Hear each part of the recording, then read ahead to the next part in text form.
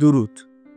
رسیدیم به قانون دوم تغییر رفتار، یعنی آن را جذاب کنید. این قانون بهمون یاد میده که چجوری یه عادت سخت رو به یه موقعیت جذاب تبدیل کنیم و چجوری یه عادت بد و غیر جذاب کنیم تا راحت‌تر حذفش کنیم و خیلی چیزای کاربردی دیگه. پس تا آخر این ویدیو رو با دقت گوش بده، چون مطمئنم خیلی بهت کمک میکنه. بریم سراغ کتاب. فصل 8. چگونه یه عادت رو غیر قابل مقاومت کنیم؟ اول باید بدونیم محرک فراتبیعی یعنی چی. محرک فراتبیعی یه نسخه ارتقا یافته یا نسخه اغراق شده از واقعیت که واکنشی شدیدتر از حد معمول رو تحریک میکنه. انسان ها هم در برابر این نسخه های اغراق شده از واقعیت آسیب پذیرن. برای اینکه بهتر متوجه بشید چی میگم، به اطراف خودتون نگاه کنید. جامعه با نسخه های کاملا مهندسی شده از واقعیت پر شده که خیلی جذابتر از دنیای نیاکان ماست. فروشگاه ها از مانکن هایی با بدنهای برجسته و خوب استفاده میکنن که لباساشون رو بفروشن، یا مثلا پورن های آنلاین صحنه های تحریک کننده رو جوری کنار هم تدوین میکنن که نمیشه توی زندگی واقعی جایگزینی براشون پیدا کرد. در صنعت غذا تقریباً همه غذاها به نوعی ارتقا یافته‌اند. کمپانی‌ها هزینه‌های خیلی زیادی می‌کنند تا بهترین میزان تردی در چیپس یا مقدار ایدئال گاز در نوشابه رو پیدا کنند. اینا همون محرک‌های فراتبیعی در دنیای مدرن ما هستند و نمونه‌ای از قانون دوم تغییر رفتارن، یعنی آن را جذاب کنید. اونا میان ویژگی‌هایی که ذاتاً برای ما جذاب هستن و با اغراق زیاد ارائه میکنن. به همین دلیله که غریزه هامون وحشی میشن و به سختی میتونیم مقاومت کنیم و در نتیجه به سمت عادت به خریدهای بیش از حد، عادت به رسانه‌های اجتماعی، عادت به خوراک و خیلی عادتهای دیگه میریم. پس اگه میخواید احتمال وقوع یه رخداد بیشتر بشه، باید اونو جذاب کنید. و توی قانون دوم هدف اینه که یاد بگیریم چطوری عادت‌هامون رو غیر قابل مقاومت کنیم. ما نمیتونیم هر عادت رو به یه محرک فراتبیعی تبدیل کنیم، ولی میتونیم اونا رو اغوا کننده تر کنیم. برای همین اولین کاری که باید بکنیم اینه که ماهیت وسوسه ها و نحوه عملکردشون رو شناسایی کنیم. بحث رو با دوپامین شروع میکنیم. عادت‌ها یه حلقه بازخورد مبتنی بر دوپامین هستن. دوپامین فقط به لذت مربوط نمیشه، بلکه نقش زیادی رو توی پروسه هایی مثل انگیزش، یادگیری و حافظه، تنبیه و نفرت و حرکات داوطلبانه داره. دوپامین فقط زمانی که لذت رو تجربه میکنید منتشر نمیشه، بلکه در زمان پیشبینی اونم منتشر میشه. مثلا یه معتاد به کوکائین بیشترین موج دوپامین رو موقع دیدن پودر تجربه میکنه، نه موقعی که اونو مصرف میکنه. پس هر زمان که پیشبینی میکنید فلان پاداش در انتظارتونه، میزان دوپامین شما هم با همون پیشبینی بیشتر میشه. و هر زمان دوپامین بیشتر بشه، انگیزه شما برای اقدام بیشتر میشه. پیشبینی یه تجربه میتونه حس بهتری از دستیابی به اون داشته باشه. مثلا یه بزرگسال با رویا پردازی درباره مرخصی یا فلان روز تعطیل لذت بیشتری میبره تا زمانی که واقعا به اون تعطیلات میره. و دانشمندان این پدیده رو تفاوت بین خواستن و دوست داشتن مطرح میکنن. مغز ما برای خواستن پاداش مدارهای عصبی بیشتری رو نسبت به دوست داشتن اون در نظر گرفته و در مغز انسان مراکز خواستن خیلی بزرگتر از مراکز دوست داشتن هستن. همه این موارد اهمیت قانون دوم تغییر رفتار رو نشون میدن. باید عادت‌هامون رو جذاب کنیم، چون که انتظار برای یه تجربه نتیجه بخش و پاداشه که باعث میشه ما اقدام کنیم. و از اینجا به بعده که جیمز کلیر یه استراتژی خیلی کاربردی با یه فرمولو به ما معرفی میکنه به نام جمع‌بندی خواسته ها. جمع‌بندی خواسته اینجوریه که باید اقدام دلخواهتون رو به اقدامی که باید انجام بدید پیوند بزنید. یعنی اگه مجبورتون کنن یه رفتار رو همزمان با یکی از کارهای محبوبتون انجام بدید، اون عادت برای شما جذابتر میشه. مثلا شاید دوست داشته باشید که توی اینستاگرام یا یوتیوب بچرخید، و چیزایی که بهش علاقه دارید رو ببینید. ولی از اون طرف باید ورزشتون هم بکنید. با استفاده از همین روش جمع‌بندی خواسته ها میتونید توی باشگاه چیزایی که دوست دارید رو ببینید و بشنوید. در ادامه جیمز کلیر میگه که میتونید روش جمع‌بندی خواسته ها رو با روش زنجیره‌سازی عادت ها که توی پارت قبلی توضیح دادم و ترکیب کنید که به این فرمول تبدیل میشه. 1. پس از این عادت فعلی آن عادت مورد نیاز رو انجام خواهم داد. و 2. پس از آن عادت مورد نیازم آن عادت دلخواه رو انجام خواهم داد. و شما باید در این دو جمله عادت فعلی، عادت مورد نیاز و عادت دلخواهتون رو مشخص کنید. مثلا اگه دوست دارید مسابقات ورزشی رو ببینید اما باید برای بازاریابی تماس بگیرید، میشه 1. بعد از خوردن نهار با 3 مشتری تماس میگیرم. و 2. پس از تماس با 3 مشتری سایت ورزشی رو چک میکنم. در اینجا خوردن نهار عادت فعلی، تماس گرفتن با مشتری عادت مورد نیاز و چک کردن سایت‌های ورزشی عادت دلخواه شماست. یه مثال دیگه، اگه دوست دارید فیسبوک رو چک کنید اما باید ورزش کنید، میشه 1. وقتی گوشیمو بیرون آوردم 10 تا حرکت شنا میزنم. و 2. بعد از زدن 10 تا شنا فیسبوک رو چک میکنم. در آخر فصل جیمز کلیر میگه احتمال زیاده که بالاخره با 3 تا مشتری تماس بگیرید یا 10 تا شنا بزنید. چون فقط به همین شرطه که میتونید اخبار ورزشی رو بخونید یا فیسبوک رو چک کنید. چون الان دیگه اجرای کاری که باید انجام بشه به معنای کسب اجازه برای کاریه که دوست دارید انجام بدید. فصل 9. نقش خانواده و دوستان در شکل دهی به عادت‌ها. فرهنگی که در اون زندگی میکنیم تعیین میکنه که کدوم رفتارها برای ما جذابن و ما ابتدایی ترین عادت‌هامون رو انتخاب نمی‌کنیم بلکه تقلیدشون می‌کنیم. این فصل میگه که همه افراد در محیط دورمون چجوری میتونن رومون تأثیر بذارن. مثلا وقتی توی یه محیطی هستی که مهارتاتو مثل شطرنج یا یه ورزش خاص تحسین میکنن، اون مهارت برات جذابتر میشه.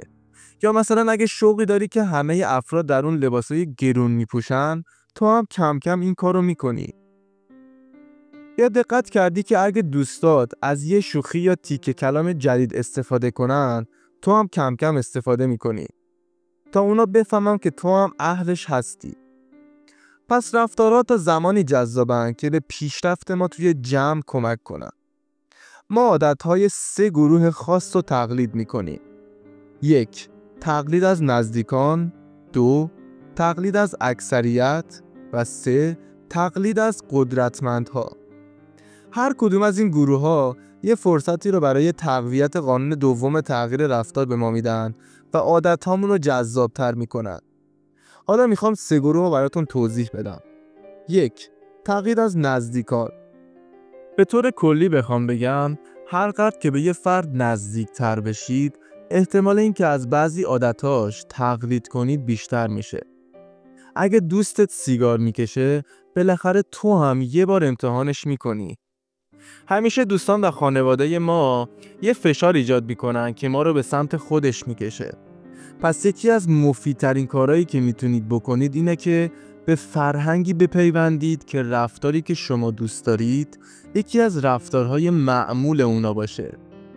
وقتی ببینی که بقیه کارهایی که تو دوست داری یا هر روز انجام میدن، عادتهای جدید بیشتر برات قابل دستیابی میشن. اگه دورت پر از آدماییه که بدنشون متناسبه و ورزش میکنن، پس احتمال اینکه تو هم ورزش به عنوان یه عادت رایج ببینی بیشتر میشه و تو هم کم کم شروع میکنی.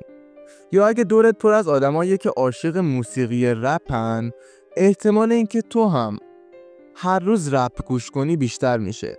پس دور خودتون رو با افرادی پر کنید که عادتهایی که شما دوست دارید و هر روز پیاده میکنن. همراه اونا رشد میکنید. برای اینکه عادتاتون رو جذاب‌تر بکنید میتونید این روش رو جلوتر هم ببرید. پس 1 این شد که به فرهنگی بپیوندید که رفتاری که شما دوست دارید رفتار معمول اونا باشه و 2 به فرهنگی بپیوندید که از قبل مشترکاتی با اون گروه داشته باشید. یعنی چی؟ بسیار از افراد مثلا وقتی میخوان باشگاه رو شروع کنن و رژیم بگیرن یه حس غریبی دارن.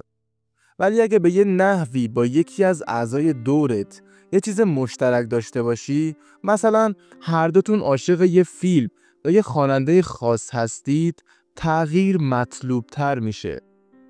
یعنی اینجوری بگم، این حس برات به وجود میاد که افراد شبیه به تو هم توی این راه دارن تلاش میکنن و تو تنها نیستی.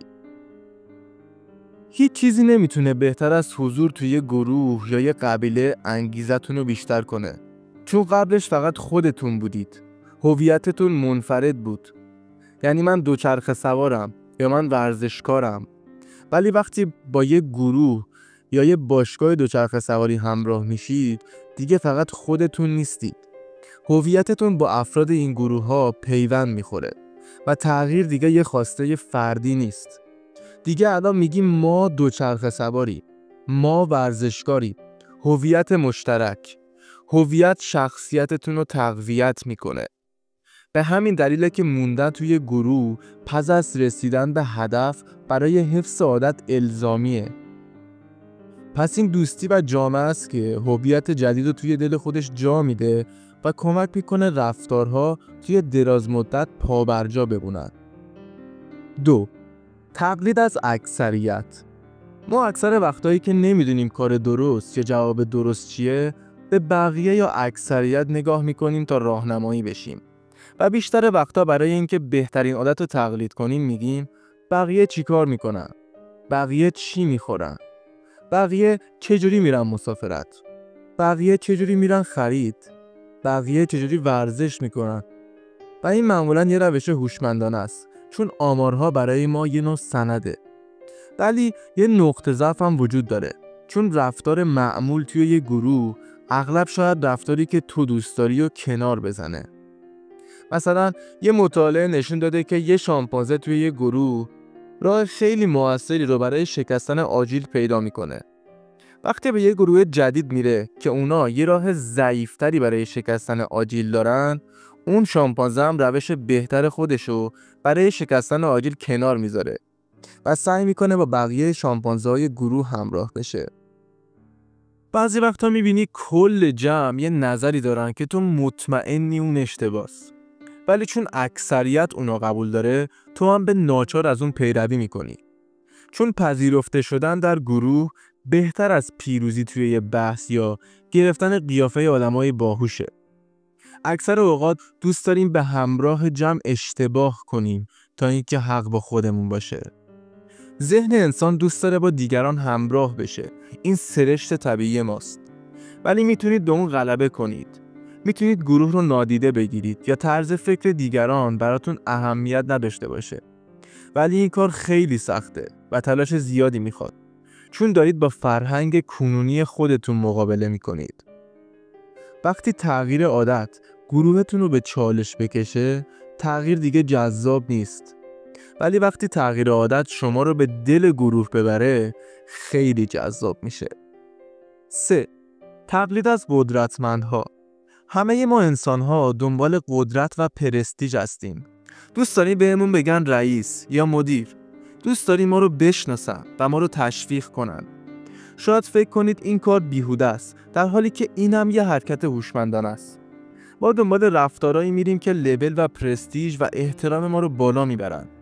دوست داریم اون فردی توی باشگاه باشیم که سنگین ترین وزنه‌ها رو بلند میکنه، یا اون هنرمندی توی موزیک باشیم که سخت ترین نوت‌ها رو میزنه، یا پدر مادری باشیم که موفق ترین بچه‌ها رو داره. چون اینا ما رو توی جمع برجسته میکنن. ما وقتی توی دل یه جمع جا گرفتیم، میریم دنبال این که توی این جمع عضوی برجسته بشیم. برای همینه که عادت افراد بزرگ و تاثیرگذار برای ما خیلی مهم میشن. یعنی سعی میکنیم رفتار افراد موفق رو کپی کنیم، چون ما هم میخوایم موفق بشیم. یا توی حوزه کارمون فوت و فن افراد حرفه‌ای‌تر رو از اونا یاد میگیریم و سعی میکنیم مثل اونا عمل کنیم. یا سعی میکنیم اون روشی که رئیسمون با بقیه ارتباط میگیره رو تقلید کنیم. به طور کلی ما از افرادی که به اونا غبطه میخوریم تقلید میکنیم. آدمایی که جایگاه بالاتری دارن از تایید و احترام دیگران لذت میبرن.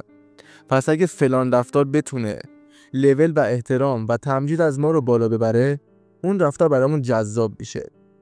مثلا کتاب خوندن، ورزش کردن و غیره. برعکس همین موضوع، دوست داریم رفتارهایی که لول و احترام ما رو پایین میارن رو کنار بذاریم. مثلا وقتی مهمون میاد خونمون رو از قبل مرتب و تمیز میکنیم، چون دوست نداریم در مورد ما قضاوت بدی بکنن و بگن شلخته ایم. یا مثلا شاید سعی کنیم سیگار کشیدن رو کنار بذاریم، چون بقیه شاید از بوی سیگار بدشون بیاد یا در مورد ما فکر بدی میکنن. ما همش فکر میکنیم که بقیه در مورد ما چه فکری میکنن و رفتارمون رو بسته به پاسخ اونا تغییر میدیم. فصل 10. چگونه علل عادتهای بد رو شناسایی و اصلاح کنیم؟ هر رفتار دارای یه وسوسه سطحی و یه انگیزه عمیق و اساسی تره. مثلا من یه وسوسه دارم که اینجوریه: دوست دارم پیتزا بخورم. اگه ازم بپرسید چرا، نمیگم چون برای زنده موندن به غذا احتیاج دارم. حقیقت اینه که یه جایی در اعماق وجودم برای خوردن پیتزا انگیزه دارم. ولی انگیزه اصلی و اساسی من اینه که آب و غذا بخورم، حتی اگه به صورت ویژه هوس پیتزا کرده باشم. بعضی از انگیزهای اساسی این شکلی هستند: حفظ انرژی، کسب آب و غذا، یافتن عشق و تولید مثل، ارتباط و پیوند با دیگران، کسب مقبولیت و تایید اجتماعی، کاهش ابهام، دستیابی به جایگاه و پرستیژ و غیره. مغز شما با میل به سیگار کشیدن یا چک کردن اینستاگرام یا انجام بازی‌های کامپیوتری به تکامل نرسیده، بلکه در اعماق درون شما دنبال کاهش ابهام، کسب تایید و مقبولیت اجتماعی یا دستیابی به جایگاه و پرستیژ هستیم. مثلا جستجو در فیسبوک یعنی همون ارتباط و پیوند با دیگران. پست گذاشتن در اینستاگرام یعنی همون کسب مقبولیت و تایید اجتماعی. انجام بازی‌های کامپیوتری یعنی همون دستیابی به منزلت و پرستیژ. جستجو در گوگل یعنی همون کاهش ابهام. عادت‌های شما راهکارهای مدرن برای همون تمایلات دیرینه. حالا بحث اصلی ما اینجاست که راهکارهای زیادی برای حل کردن یه انگیزه اساسی یکسان وجود داره. یعنی مثلا یه نفر با کشیدن سیگار استرس خودش رو تسکین میده، در حالی که یه نفر دیگه با دویدن و ورزش استرسش رو تسکین میده. پس راهکارهای کنونی شما صرفاً بهترین گزینه برای حل اون مسئله نیست. همونجوری که قبلا گفتم، مغز دائما در حال اسکن کردن اطلاعات و سرنخ‌های محیطیه و هر بار که یه سرنخ رو دریافت می‌کنید، مغزتون شبیه سازی انجام میده و حرکت بعدی رو پیش بینی میکنه. زندگی واکنشگرا به نظر میرسه، ولی در حقیقت مبتنی بر پیش بینیه. شما دائما اون چیزی که در لحظه بعد رخ میده رو پیش بینی میکنید. مثلا سرنخ اینه که میبینید چراغ راهنمایی سبز شده. پیش بینی میکنید که اگه پامو روی گاز بذارم میتونم به صورت ایمن تقاطع رو رد کنم و به مقصدم نزدیکتر بشم. پس باید پامو روی پدال بذارم. رفتار ما به شدت به پیش بینی ها بستگی داره، نه فقط به واقعیت های عینی. امکان داره که دو نفر به یه سیگار نگاه کنن و در حالی که یکیشون اشتیاق داره اونو بکشه، اون یکی شاید حالش از بوی سیگارم به هم بخوره. پس یه سرنخ یکسان بسته به پیش بینی شما جرقه یه عادت خوب یا یه عادت بد رو میزنه. حالا عادت‌ها وقتی جذاب میشن که اونا رو به احساسات مثبت نسبت بدیم و بتونیم از این بینش به نفع خودمون بهره بگیریم. اواخر فصل میگه که چطوری ذهنیت مغز رو عوض کنیم تا از عادت‌های بد لذت ببره. اگه میخواید عادت‌های دشوار رو برای خودتون جذاب کنید، گاهی وقتا یکم تغییر ذهنیت و دیدگاه لازمه. جیمز کلیر میگه یه بار داستانی رو درباره یه مرد ویلچری شنیدم که وقتی از اون میپرسن آیا محدودیت دشواره یا نه، اون جواب میده من با ویلچر محدود نشدم، بلکه من با ویلچر آزاد شدم. اگه همین ویلچر نبود باید به تخت زنجیر میشدم و هیچ وقت نمیتونستم از خونه بیرون بیام. همین تغییر دیدگاه باعث شده بود زندگی روزمره این فرد متحول بشه. پس چارچوب بندی دوباره عادت‌ها و اینکه ما بیایم خوبیای یه عادت رو واضح و برجسته کنیم و نقاط ضعفش رو پنهان کنیم، یه راهکار خیلی سبک و سریع برای اینه که ذهنیتمون رو برای اون عادت تغییر بدیم و جذابترش کنیم. یه مثلا برای ورزش، خیلی از آدما ورزش رو یه وظیفه سخت میدونن که انرژی رو خالی میکنه و باعث خستگی میشه، در حالی که میتونید ذهنیتتون رو یکم تغییر بدید و ورزش رو به عنوان روشی برای توسعه مهارت و ساختن بدن بهتر بدونید و به جای اینکه بگید مثلا باید صبح‌ها برم بدوم، بگید وقتش رسیده که استقامتم رو بالا ببرم و سریعتر بشم. اواخر فصل میگه که این تغییرات ذهنی قرار نیست معجزه کنه، ولی میتونه به تغییر احساستون درباره یه عادت یا یه موقعیت به خصوص خیلی کمک کنه. حالا اگه دوست دارید یه گام جلوتر برید، میتونید رسم انگیزشی بسازید. یعنی باید عادت‌هاتون رو با یه کار لذت بخش مرتبط کنید و بعدش هر زمان که نیاز به انگیزه بیشتری دارید، از این رسم انگیزشی کمک بگیرید. مثلا اگه همیشه توی باشگاه یه نوع موزیک یا خواننده خاص گوش میدید، این موزیک با اقدامتون، یعنی همون باشگاه رفتن، پیوند میخوره. حالا هر زمان که میخواید برای باشگاه انگیزه بیشتری رو داشته باشید یا میخواید توی مود باشگاه قرار بگیرید، کافیه همون سبک موزیک یا خواننده رو پخش کنید و شروع به گوش دادن کنید. همین استراتژی رو میتونید برای هر هدفی استفاده کنید. چیزی رو پیدا کنید که واقعا خوشحالتون میکنه و بعدش از اون یه روتین کوتاه بسازید تا هر بار قبل از کار مورد علاقتون انجامش بدید. این روتین کوتاه مثلا میتونه حتی کشیدن 3 نفس عمیق و لبخند زدن باشه. کم کم به جایی میرسه که همین روتین کوچیک تنفس و لبخند به حال خوبتون پیوند میخوره و این پروسه سرنخی میشه برای حس رضایتتون. و حالا هر بار که میخواید روحیتون بهتر بشه، از این کار میتونید استفاده کنید. سر کار استرس دارید؟ توی زندگیتون غصه دارید؟ کافیه 3 تا نفس عمیق بکشید و بعد لبخند بزنید. کلید یافتن و اصلاح عادتهای بدتون اینه که ذهنیت مربوط به اونو عوض کنید. این کار ساده نیست، ولی اگه بتونید پیشبینی هاتون رو تغییر بدید، میتونید یه عادت دشوار رو به یه موقعیت جذاب تبدیل کنید. خب ما توی این پارت، یعنی پارت 3، به قانون دوم تغییر رفتار پرداختیم. برای یادآوری، نحوه ایجاد یه عادت خوب توی قانون دوم این بود که 1. از جمع‌بندی خواسته ها استفاده کنید، یعنی اقدامی که دوست دارید و با اقدامی که باید انجام بدید جفت کنید. 2. به فرهنگ یا گروهی بپیوندید که رفتار مطلوب شما رفتار معمول اونا باشه. و 3. یه رسم انگیزشی بسازید، کاری که از اون لذت میبرید و بلافاصله قبل از یه عادت سخت و دشوار انجام بدید. و برعکس، نحوه حذف یا شکستن یه عادت بد در قانون دوم اینه که ذهنیت خودتون رو تغییر بدید و نتیجه دوری از عادتهای بد رو برجسته و واضح کنید. امیدوارم این ویدیو برات مفید بوده باشه و ارزش وقتی که گذاشتی رو داشته باشه. توی پارت بعدی به قانون سوم تغییر رفتار، یعنی آن را ساده کنید، میپردازیم. حتما پارتای بعدی رو دنبال کن، چون این چند پارت دنباله و مکمل همن. و مثل همیشه مراقب خودت باش.